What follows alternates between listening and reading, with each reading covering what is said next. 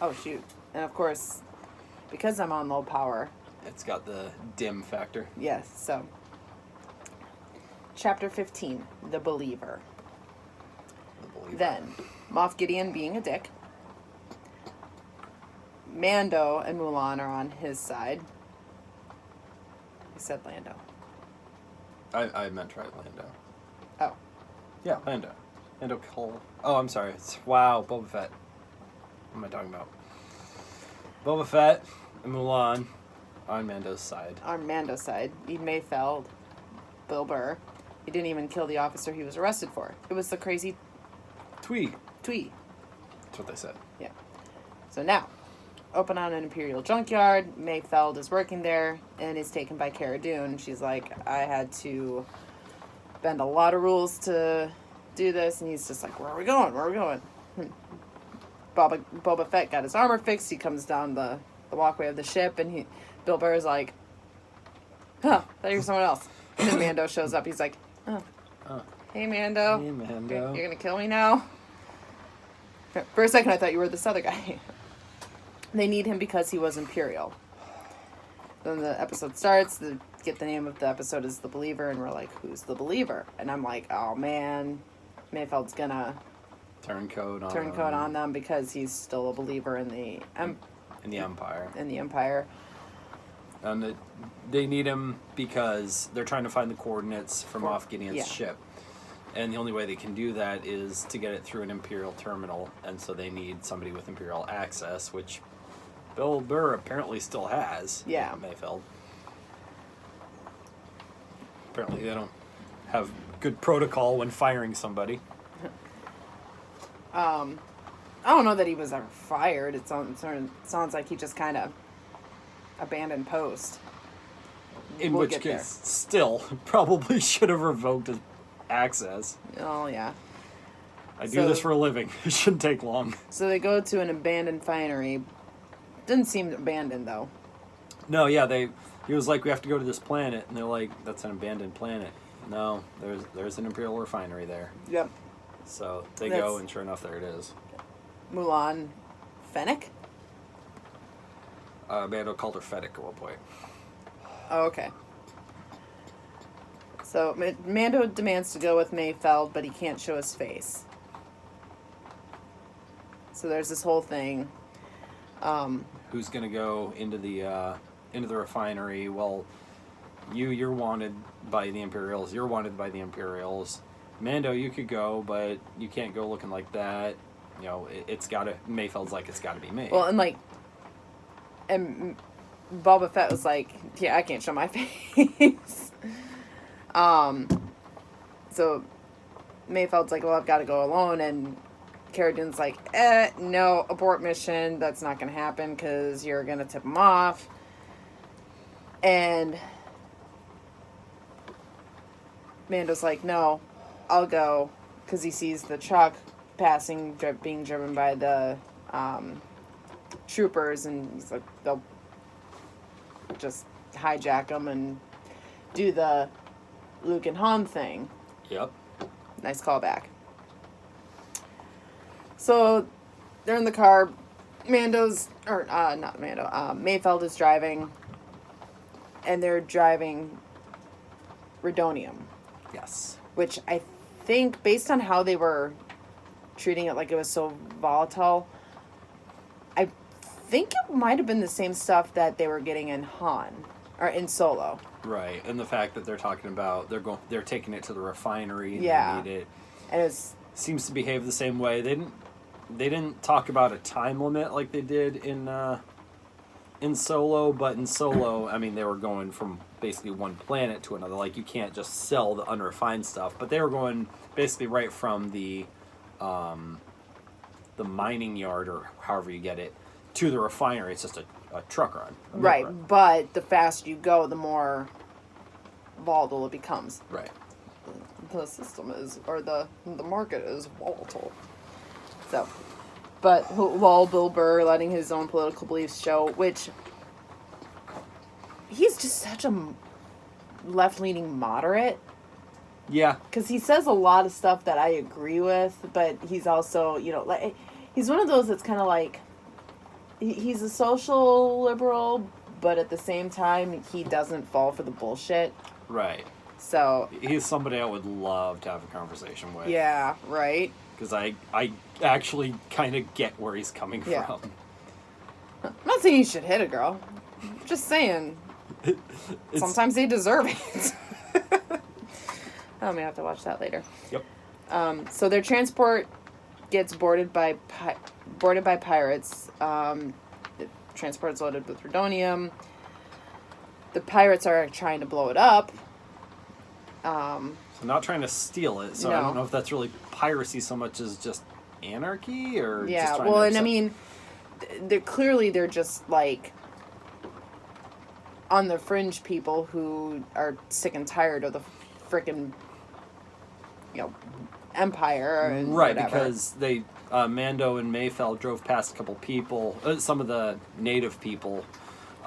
Didn't look like the pirates, but no, they didn't look like the pirates, but they were kind of glaring at the truck, and they're like, yeah, these people, the new rebellion and the empire, it's all the same to them. We're all just people invading their native land. Yeah, so they have this really interesting conversation, and at one point, Mayfeld is like, what, you got to draw a line somewhere. What. Why do you still wear the mask? Yeah. Honestly, we're all the same.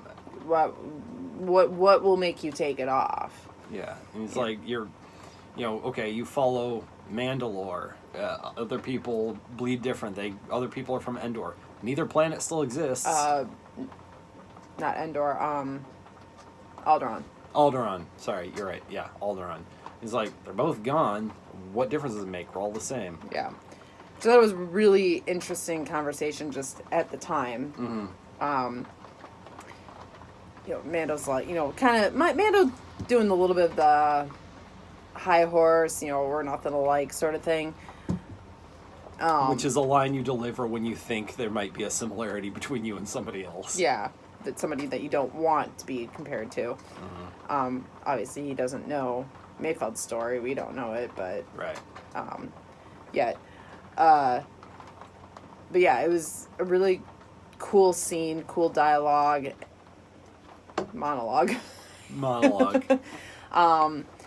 And, like, you got to draw the line in the sand somewhere. So what is it for you? What is your belief system? Why are you the way you are? Just kind of trying to dig into the character of Mando, trying to crack the glass a bit. Yeah.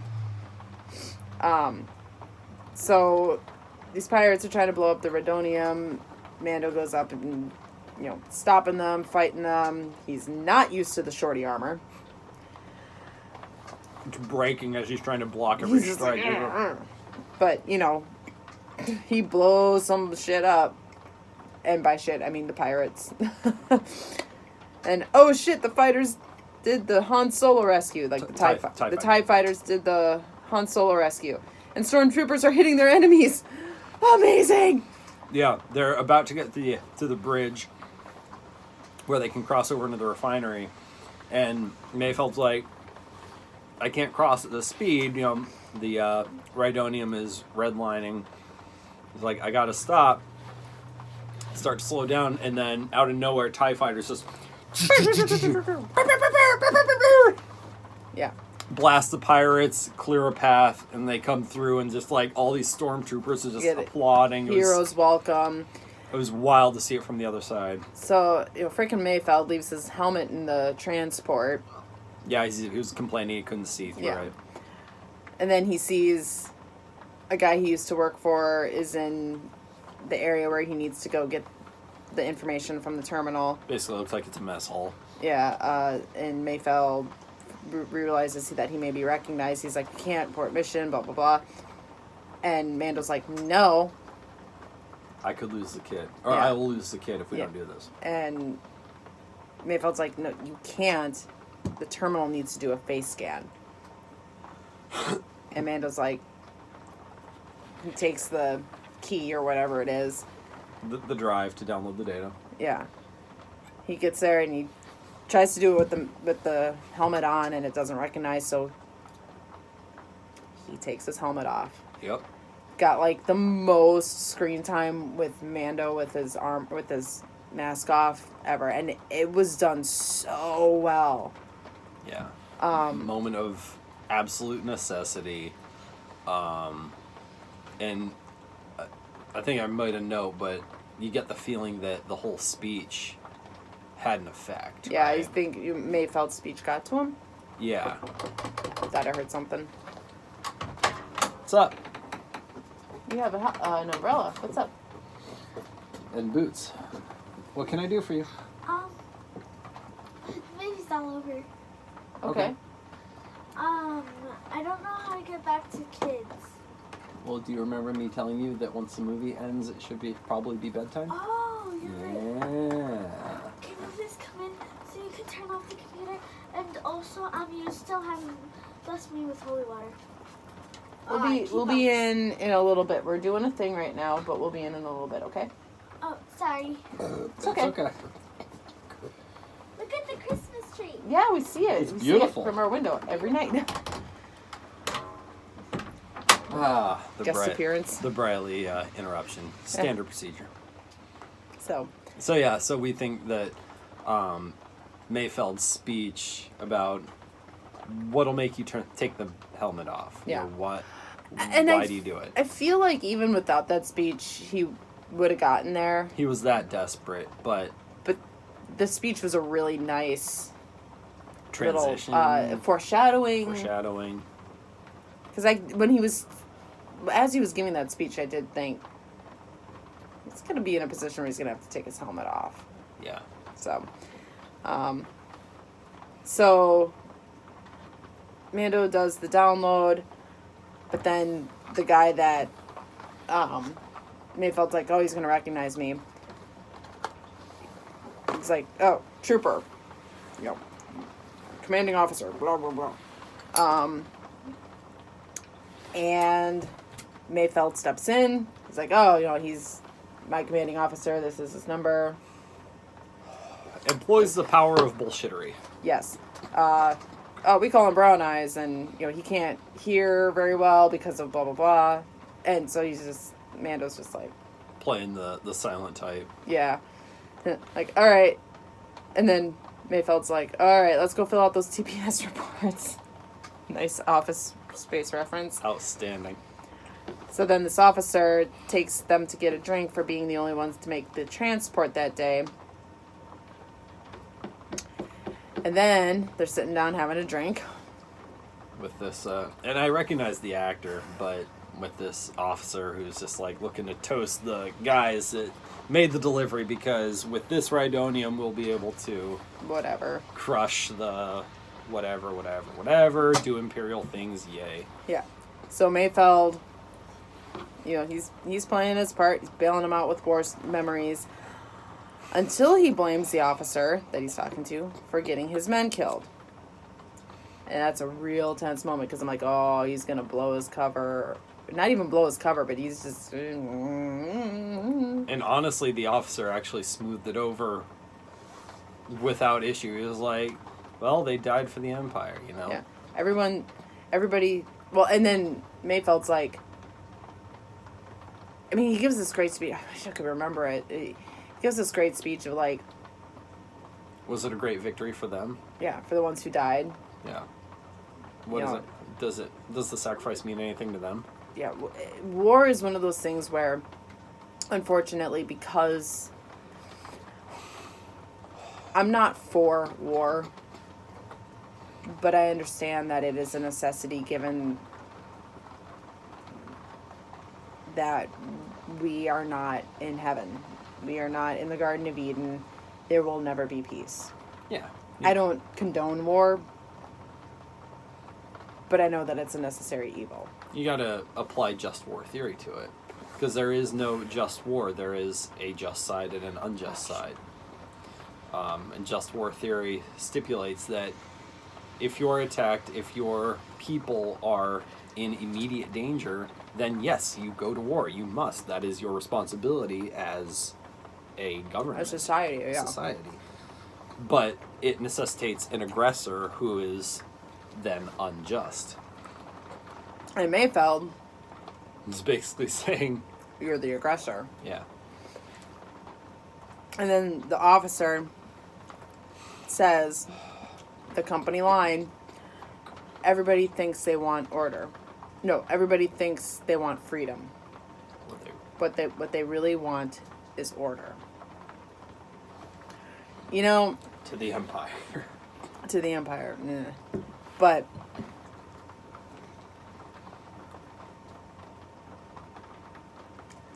for as liberal as, you know, Disney Plus and all these shows are, like, they get some things right. And to be fair, that line can be applied to both sides. Oh yeah, for sure. So it's still the typical generic kind of villain thing to say, but Right, but I mean, look at what we're living through right now. Government mandated shit. yeah. The greater good is more important than your freedom, under the guise of protect everyone always. Mm-hmm. Which, yes, but at what cost? Right. And How many businesses have we seen go under? go under because of, you know, protecting? Oh, well, the you just very- want money. You just want money. No, these are small businesses. I'm, Yeah, I know. No, it's not that. It's a livelihood. Getting off topic. off topic, but not very. Yeah. So he's like, to the Empire. And then Mayfeld just blasts him. He had enough. Clearly. And that's when I was like, we can trust this guy. Yep. Clearly, he has very much left to the Empire. Yes. So they blast all the people who are in the near vicinity. And then Mayfeld says, we did what we had to do. They never saw your face. He gives Mando the helmet and he turns his face away. That was a mad sign of respect. I didn't see him turn his face away. That is awesome. Yeah, he did. He gave him the helmet like this.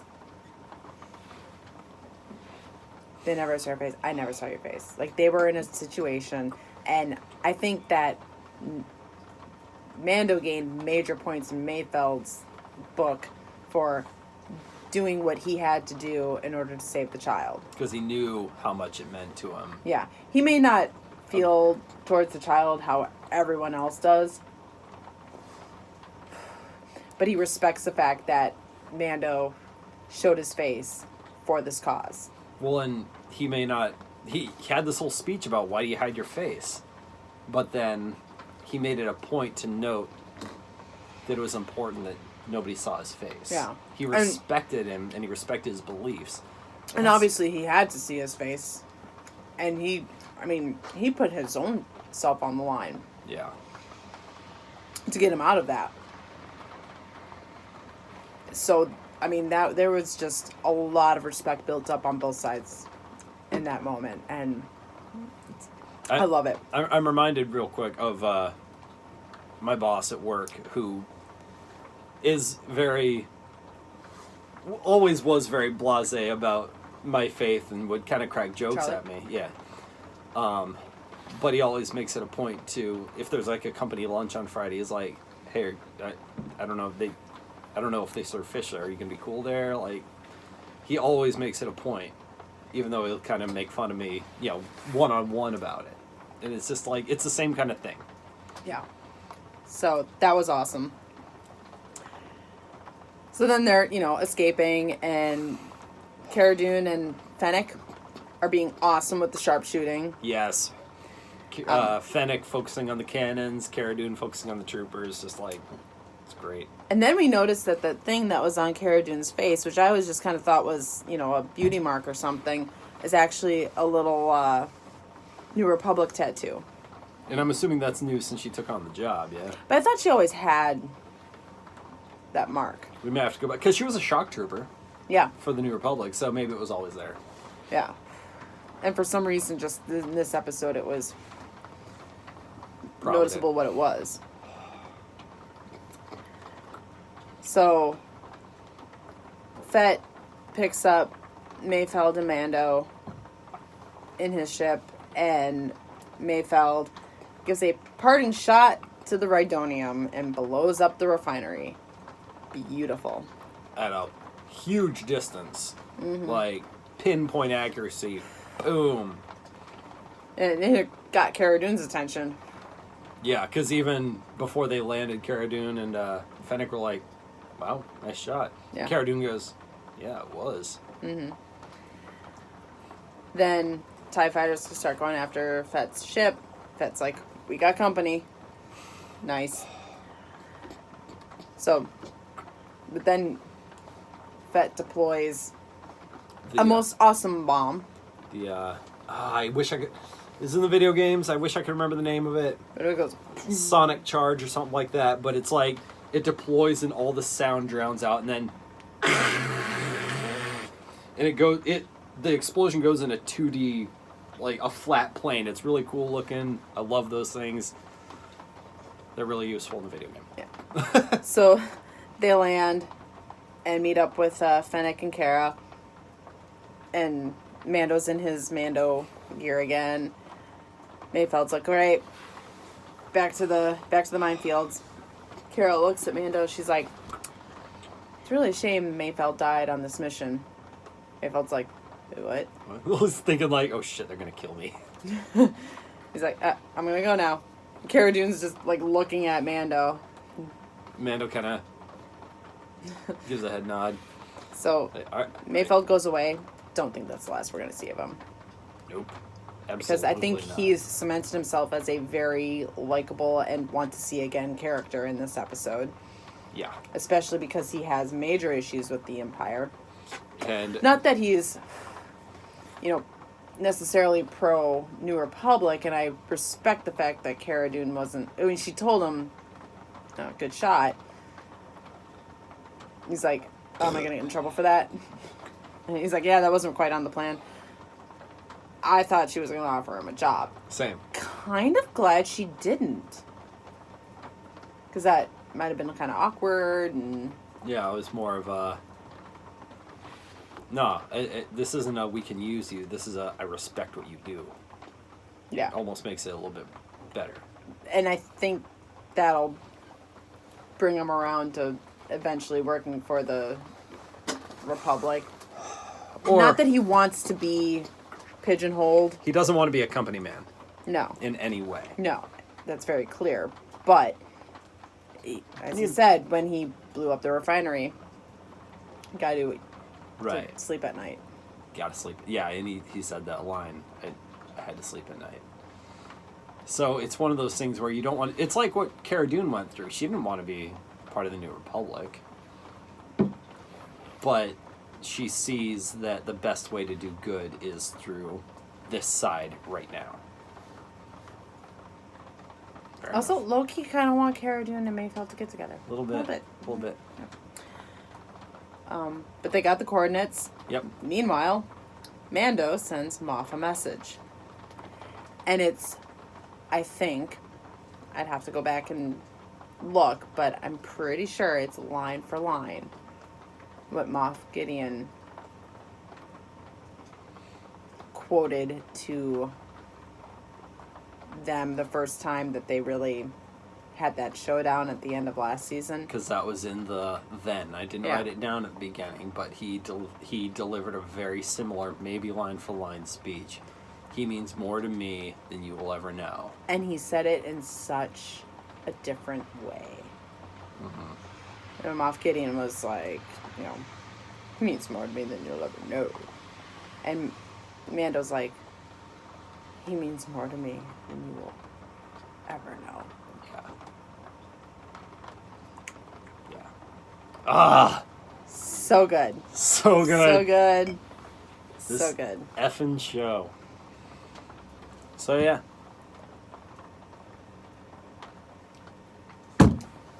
Alright. We've gone a bit long. I'm done. For Are a you done? 39-minute episode. So yeah. Good times. Okay. My phone held out. Woo!